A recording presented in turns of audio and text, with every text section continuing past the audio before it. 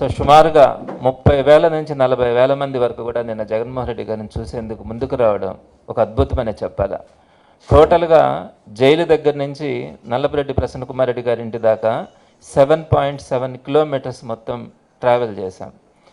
ఈ ట్రావెల్ చేసిన ప్రతి అడుగులో కూడా జనాలు జగన్మోహన్ రెడ్డి గారికి నీరాజనం పట్టడం చూస్తే ఇంతటి ఆదరణ జగన్మోహన్ రెడ్డి గారికి ప్రతిపక్షంకి వచ్చినటువంటి కేవలం 1 సంవత్సరంలోనే, ఇంకా ఎన్నికలు ఇంకా చాలా దూరంలో ఉండగానే ఒక ప్రతిపక్ష నాయుడికి ఇంత అపూర్వమైనటువంటి ఆదరణ స్పందన కనిపించడం ఎప్పుడు కూడా ఎక్కడ కూడా చూస్తుండరు.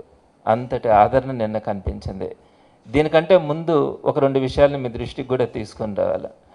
అక్రమంగా అరెస్ట్ చేసినటువంటి గోవర్ధన్ రెడ్డి గారి గురించి కానీ, అలానే ఎప్పుడు కూడా ఎక్కడ కూడా మన ఆంధ్ర రాష్ట్రంలో జరగల ఒక సీనియర్ మోస్ట్ నాయకుడి మీద ఇంటి మీద దాడి జరగడం అత్యంత జుగుప్సాకరం.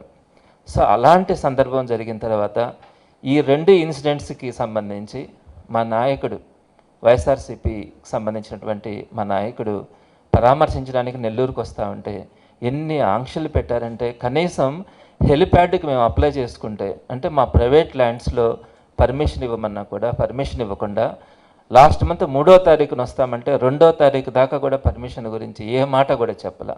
అసలు ఎందుకు ఇస్తున్నామనేది కూడా చెప్పలే.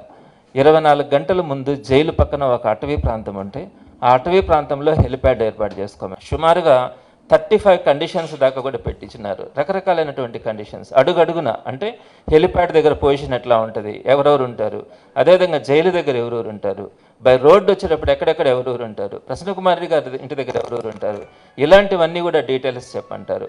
వాళ్ళ పేర్లు అడిగారు. ప్రసన్న కుమార్ రెడ్డి గారి ఇంటి దగ్గర కానీ మధ్యలో ఎవరైనా కూడా వ్యక్తులు వస్తే వాళ్ళ పేర్లు లిస్ట్ ఇవ్వమంటారు. అన్నీ సాధ్యమవుతాయా? అలానే వెహికల్స్ కనుక మనం పెడితే ఆ వెహికల్ నెంబర్స్ అడుగుతూ ఉన్నారు. అదేవిధంగా డ్రైవర్ పేరు, ఫోన్ నెంబరు, డ్రైవింగ్ లైసెన్స్లు అడగడం. ప్రతి 20 మందికి ఒక రెస్పాన్సిబుల్ పర్సన్ కావాలంటారు. అంటే ఆ 20 మందిలో ఎవరైనా ఏదైనా పొరపాటు చేస్తే కూడా ఎవరిని మీద మేము చర్యలు తీసుకోవాలనే దానికి ప్రతి 20 మందికి ఒక రెస్పాన్సిబుల్ నేమ్ అడుగుతారు. సో ఇవన్నీ సాధ్యం కాదు. అసలు ప్రసన్న కుమార్ రెడ్డి గారి ఇంటి దగ్గరికి అయితే మాత్రం చాలా కండిషన్స్ పెట్టినారు. అంటే అక్కడ ఆ ఏరియాలో ఎవరు వచ్చినా కూడా ఆ మనిషి పేరు కావాలంటారు. సో అసలు మనం ప్రజాస్వామ్య దేశంలో ఉన్నామా, లేకుంటే ఒక నియంతృత్వ దేశంలో ఉన్నామా, ఏంటి, ఎక్కడికి వెళ్తా ఉన్నాం?